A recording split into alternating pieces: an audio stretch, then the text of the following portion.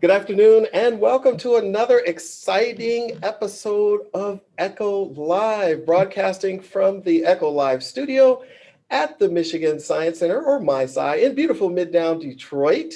My name is Christian. I will be your host for today, and I am so excited to see you. I don't get a chance to do these presentations very often, but when I do, I love them. I love them because I get to talk about cool stuff with you. We get to learn things, we get to challenge our assumptions, and more importantly, we get to do science. Science is an important thing. It's an important thing to our society. It's an important thing for us as human beings. And to do science is to be human. It's something that we do all the time, this critical thinking, creative problem solving, and you're going to try some of that today. Now, today's episode 94, I think it is, we're closing on 100 episodes. Make sure you're there for the 100th episode of Echo Live. Paper instruments. So some of you have seen me do things on paper instruments before. And what are these instruments that we're talking about here? Are they instruments like this one? Or instruments like this one? Or instruments like this one? Or maybe one like this? Or even one like that? No, not those musical instruments. Today we're going to listen to the music of the spheres, the sun, the moon, and the stars, in particular, the sun. So the paper instruments that we're going to do today are sundials. So I have here a couple that we're going to make, some sundials that you can print out, and we will put in the chat feature some of this information. And by the way, if you are logged in, why don't you go ahead and let us know who you are and where you are calling from, if you're at home, or what grade level you're in, so that we can do a little bit of talk back and you can ask questions here on Echo Live. All right, so I'm going to jump to some slides. We're going to get some slides going first, but before we do, I just want to thank our sponsors, Ford and Denso, for supporting Echo Live. They've been with us this entire time, and they'll be with us to the 100th episode, so we're excited to have their support to the Michigan Science Center. Now, paper instruments. Here's what we're going to talk about today. Types of sundials. I love sundials. They're just cool instruments that you can make, and you can do science right in your backyard. The Earth's rotation. Right now, the Earth is spinning on its axis. We're standing on it. The horizon and the ecliptic. You're familiar with the term horizon, sort of that separation between the Earth and the sky, or the water and the sky. But the ecliptic might be a new term. And then the word of the day is gnomon. So Gnomon, gnomon, where the G is silent in this case. We're going to learn to tell time without a watch and without a smartphone. We're going to learn about the equation of time. There's always a little math. In this case, it'll be geometry. And we're going to make a paper sundial and maybe play around with Stellarium, a web program that's free that you can try out for yourself. All right. And then Q&A, why not? So look at this. Isn't this picturesque? When I went to London, I had a chance to see this sundial sculpture. And you'll see them around big cities where you can use the sundial to actually show a lot of cool things, in particular, the path of the sun across the sky. So here's one that's here in London, and this is an equatorial dial. It's huge. It's kind of cool too. Let's look at another one. The one on the right is in Tokyo.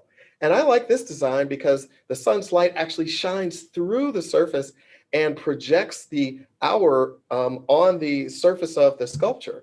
And the one on the left is also a cool one too that I would love to be able to make one day. Let's keep going. This sundial is near and dear to my heart. My hometown in Chicago, I worked at a place called the Adler Planetarium. And one of the things I got a chance to do was to design the sundial, the paper sundial for Adler Planetarium. And you can see this picturesque view with a dome. It's very similar to the planetarium that we have here in terms of its function here at Michigan Science Center. But the reason why I bring this up is that some of these sculptures are really cool and interactive, and you get to not only tell time, but learn a little bit about astronomy in the process. Now, sundials have been around for a long time. No, I don't think you heard me. I mean, a really long time, like thousands of years, sundials have been around. And they started with just a stick in the mud, or a tree casting a shadow, or maybe even your buddy. And you can see the path of the sun across the sky. One quick thing to do is to put a stick in the ground. You can find a stick that's on the ground, or even a pencil. And then as the sun moves across the sky and casts a shadow, you can put rocks or something around, or leaves, just to show the different hours, or mark them out on the sidewalk. It's kind of a crude way to make a sundial. And again, that stick represents that key word, gnomon, or the shadow caster. Now, there's lots of different types of sundials. I have my favorite, which you'll learn in a minute, but the equatorial sundial is the one we're going to build today at the top. And the equatorial sundial, that word equatorial, what does that remind you of? Another word that has to do with astronomy or space, or maybe the Earth? Yes, the equator. So if you project the equator, that sort of halfway point between the North and South Pole out into space, you can create a celestial equator. You can create a celestial pole. Like, did you know that the North Celestial Pole is actually the North Star or Polaris? This will come in handy in just a few minutes. But look at these other ones. There's another equatorial design just to the right of there at about 2 o'clock. That's the one that is in front of Adler Planetarium. So if you ever go to Chicago, you can go to another planetarium. They are a member of Aztec, and if they're open, you probably get general admission if you're a member to the Michigan Science Center. The most popular ones you'll see in backyards are horizontal sundials. Those are on at the 9 o'clock hour. But you know, the one I think is the coolest is the vertical one, because you can do that on a wall, a vertical sundial. Let's take a look at some of these and learn more about how sundials work. Now, many of you have seen this book before. I've shown it in my other episodes. It's a book by J. Ryan. It is a brilliant book, Cycles of Time and Space. It's an introduction to astronomy. Now, some of these images, as you'll see now, take a look at this one. This we're familiar with, right? We have the sun, the moon, and the earth. And when the earth spins on its axis once every 23 hours and 56 minutes, so we just round it out to 24 hours, it has a day side and a night side, a light side and a dark side. And that part in between is called the terminator. But when you're on that day side, you can use the motion of the earth as it spins on its axis to follow the path of the sun and to tell time using a sundial, which is what we're going to do in just a few minutes. Now, go out early in the morning, and if it's clear, you'll see the sun rising in the east. It comes up across the sky and moves towards the south. And you know, we're in the autumn season or the fall season now, so sometimes you might see the sun start to shift. And over as the days go by, you'll start to see it get lower and lower on the horizon.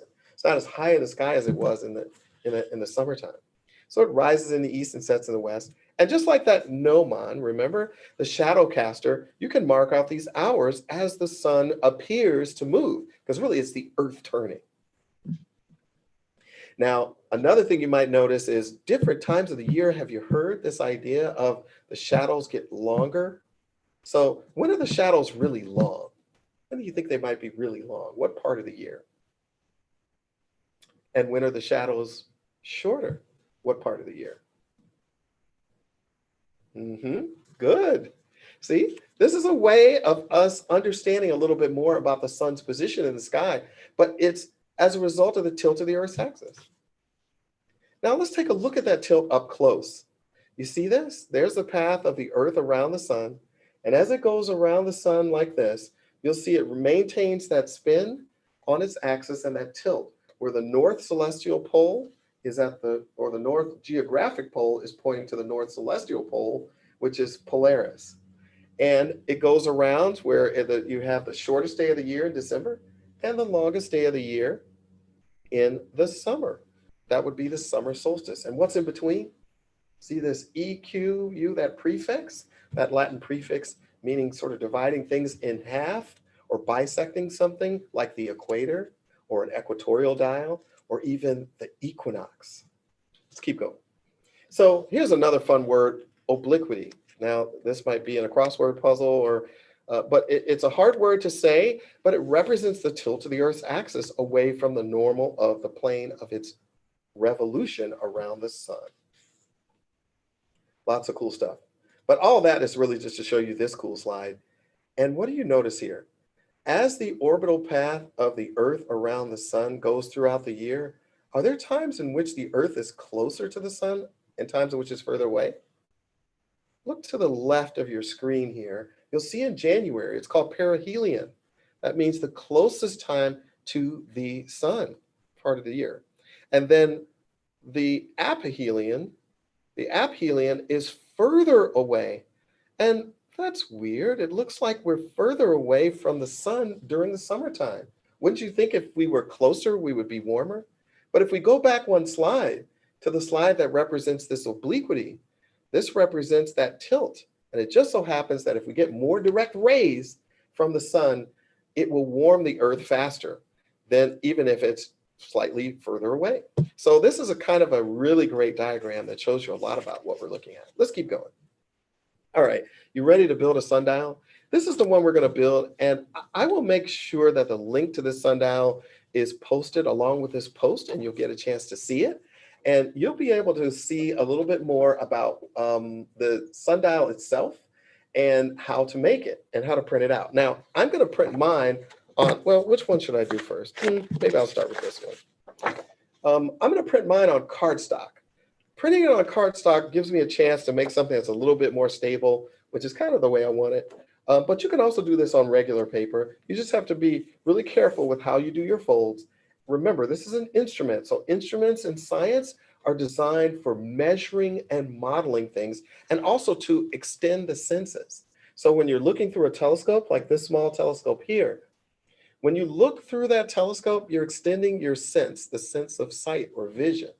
But you can also use a microscope to look at the other way, inner space, right? So we're going to make a sundial. Now, I borrowed this from our local astronomer, who is also a NASA solar system ambassador, Paulette. You've probably seen Paulette do some astronomy programs from our planetarium. She has on her desk a really nice sundial. Let's see if we can zoom in and see this sundial. Let's see if we can figure out if we can make this work.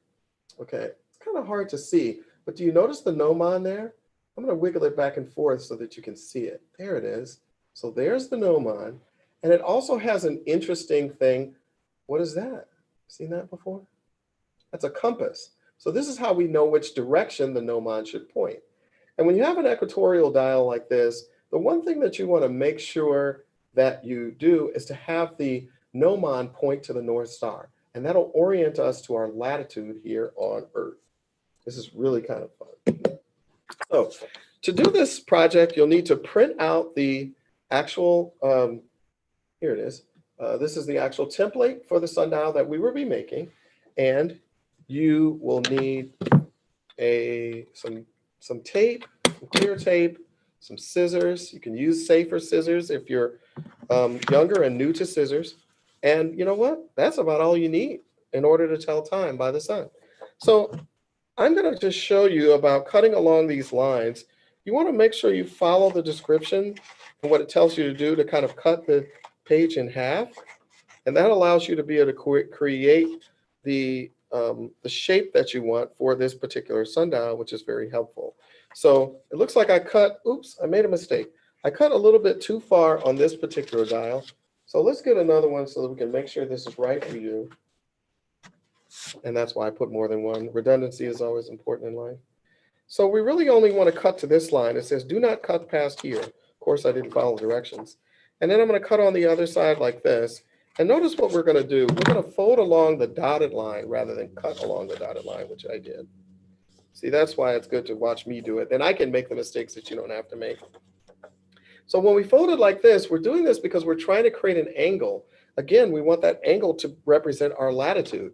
And on the edges, you see the degrees, representing the degrees of latitude that we will need to fold our sundial down like this to make sure it's at the right angle. So let's try it. Do you know what latitude we are here in Detroit? What might be our latitude? We're sort of, we're almost halfway between the equator and the North Pole here in Detroit. So if you think about it, if the equator is at 0 degrees latitude and the North Pole is at 90 degrees north latitude, and we're somewhere in the middle, how many degrees would that be?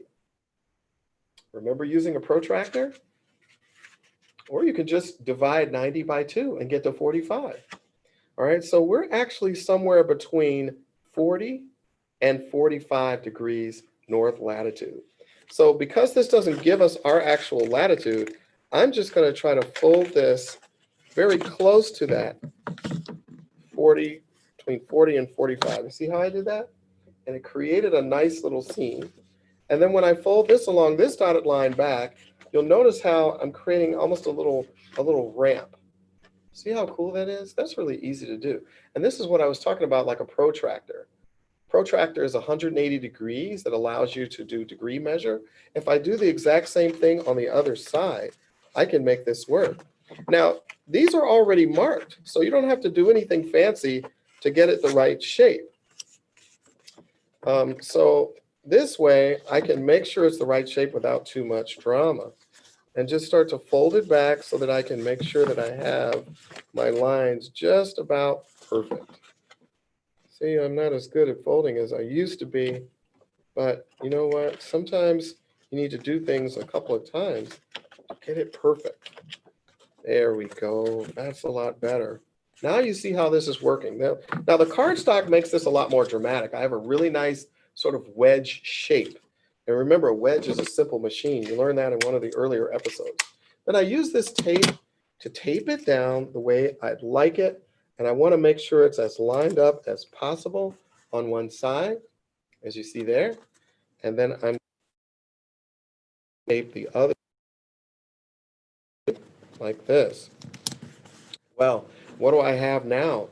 Well, see, now I have an equatorial dial that would represent actually the equator of the, and then I would need to turn it in the right direction. But where should it, what's missing here? What was in this, a feature of this particular sundial? This is an antique dial. That's not here. Do we have a shadow caster? Nope. So we've got to find a shadow caster. Ah, here it is. It's on the back. So when I cut this part out here, I can cut out the shadow caster and make sure that I have the ability to use this part of the sundial to fold it to create the shadow that I'm looking for. So when you have it actually completed, you'll be able to see how it's set up. So let's go to our document cam for just a second. And then we'll be able to see this up close. And you'll see exactly how it sticks out of the top. So on the document cam, and I apologize a little bit here for my projection coming through. We'll get that fixed in a second. You can see the gnomon here protruding from the surface, and that allows for a great shadow. And where should it point? Where do you think it should point? Where do you think it should point? For those of you in Texas, where do you think this should point? Now you're at a latitude that's much closer to the equator than we are here. This needs to point to the North Star. So I don't need to have it point towards the sun, which will be in the south. It actually needs to be flipped around the other way, which makes it a little more complicated. But here's what's great about this. If it's flipped around like this, and you can see it here, let's see if we can make the shadow appear. So I'm going to use just my smartphone, which you can see right here, and I'm going to turn on my smartphone's LED flashlight. So you can see the flashlight there. And then what I'm going to do is I'm going to try and move the flashlight from a different position like this. And do you notice the shadow there? It's almost moving like the hands on a clock. As a matter of fact, the hands on a clock are derived and designed from shadow casters and gnomons. You ever think about that? An analog clock, and why the face of the dial is white and the hands are dark or black? And that's because it represents the shadow. So you see, as the earth turns and the sun appears to move across the sky like this, then your gnomon and your sundial start to work. Is that cool or what? So this was all known by the ancients to create a dial like this that you can easily download. And let's try another one. So do we have time to do another one? I think we have time. All right, so how about this one? I like this one because it says, I tell only sunny hours, meaning you can't use this at night. You can't use a sundial at night if the sun is not there. Don't you remember in our first episode, episode 1, we had one of these where we were telling time by the stars. So the ancients figured this out, that as the earth is turning, whether it's the sun or the stars, and remember the sun is our closest star, that you can use them to tell time as we spin around on our axis. So now we're going to do this one. This one is perhaps even easier. You just cut along the edge like this, It's almost like cutting the sheet in half. And one half will be the face of the dial, and one half will be the gnomon over here. And then I just make a gentle cut like this so that I can slide my gnomon in, like so. And then I'll have to do some fancy cutting and folding for this sheet to create the gnomon. Now, in the interest of time, I'm just going to demonstrate how easy it is to create this gnomon on our sundial and to fold things in such a way that allows us to be able to create a beautiful shadow caster. Just like this. See, that's not so hard, is it? Slide this in like this.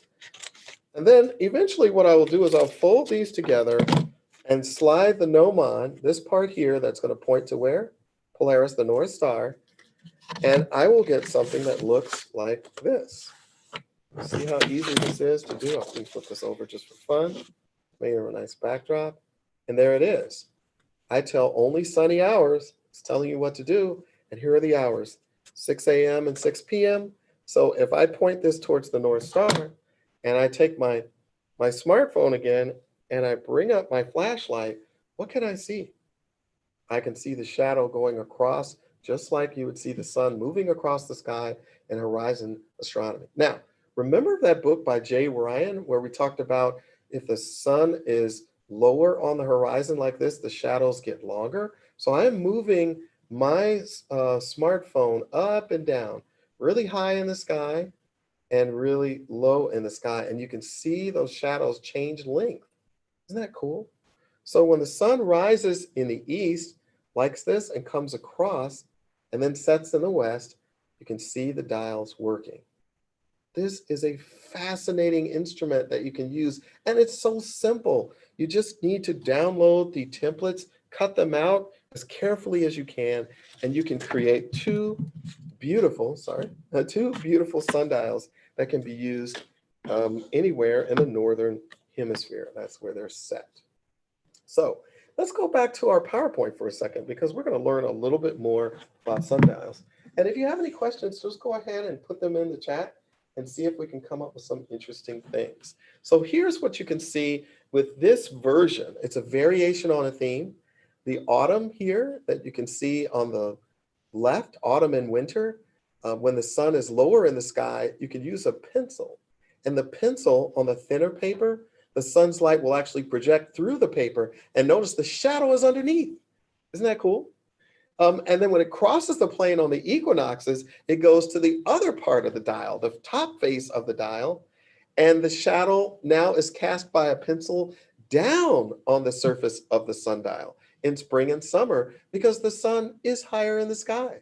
Isn't this cool? So we can learn a lot about the sun and the motions, and this is really more about geometry even than it is about astronomy. So that gives us the STEM. You know, sometimes we leave off the M in STEM, but not today, folks. So let's go to Stellarium. We're going to take a look at the sky using a tool, a free web tool called Stellarium. Let's see if we can bring this up. And there it is. Now, can you see the sky here? Now, I know you see this as curved. It's a little bit more curved than I would like it to be. Obviously, the Earth is not convexly curved, which would be kind of, concavely curved. It's more of a sphere. As a matter of fact, the Earth is an oblate spheroid. As it spins around on its axis, it gets a little bigger around the equator. So it's a little more flattened out of a sphere. Can't really notice it from space, and certainly the Apollo astronauts never noticed the oblate spheroid that the Earth is, but complex measurements have been able to determine that. But we're going to do a fun activity because we're going to learn about how the sun moves through the sky during the course of the year. So we talked about the day sky, the revolution. In other words, us spinning on our axis. Here's our Earth. It spins around every 23 hours, 56 minutes, almost 24 hours. And now we're going to try this, though, using Stellarium. It's a free simulator that you can go to stellarium-web.org and try it. Now, there's the sun. It's directly over the south direction, which is called the meridian. There's like an imaginary line that connects north and south. And you have a local meridian. East is to our left looking south, west is to the right. Now, This is in the daytime sky, and the planets are depicted in the simulation. You see how close Mercury is to the sun? And look at where Venus is. Venus, you can actually see in the daytime sky with a telescope. You could see Mercury too, but I wouldn't recommend it. It's too close to the sun to try it. But I have seen Mercury several times through a telescope with careful observation. But here's the sun. Now, what we're going to do is we're going to go stepwise through time. Instead of watching it happen in its fluid motion, we're going to actually quantize time in a sense and make it happen in each step going one day at a time. So today we have it set for 9, September 15th, 16th, 17th. And notice what's happening as you're looking at the sun. Did you see the moon? It just flipped across the sun. And now the sun is getting lower and lower in the horizon. Why is that in October? As we mentioned, as we go through our revolution around the sun, and it just did a flip. Let's go back for that for a second. Did you see that? What do you think happened when the sun moved position during this time? You ever heard of spring forward and fall back? Well, when we fall back, the sun's position doesn't move, but our clock does. And that determines where you would see the sun if you looked at it at the same time every day. Because that's exactly what we're doing. We're looking at the sun at the exact same time every day and clicking through the days. Now let's watch this path silently. What do you notice? Notice anything cool? Well, one, don't you see that path where the sun goes across the sky? It's called the ecliptic. Look at where the planets are. Do you see the ancients knew about these revolutions of the planets in the sky? Because if you were to do careful observations, you would see the sky almost like a solar system. It's like a little solar system. Mercury and Venus going around the sun. Who's the fastest one? Mercury's going around, and there's Jupiter as we go through the sky, and we see them move, and the moon just keeps going round and round and round. Do you know this path, what it's called, as it traces out the sun across the sky, going high in the sky in the summer and lower in the sky in the winter, and somewhere in the middle are the equinoxes? It creates a figure 8, almost like that infinity symbol. But in astronomy, it's called the analemma. Let's go back to the PowerPoint for a second, because we're going to take a quick look at the analemma. And then if you've got some questions, just go ahead and throw them in the chat feature.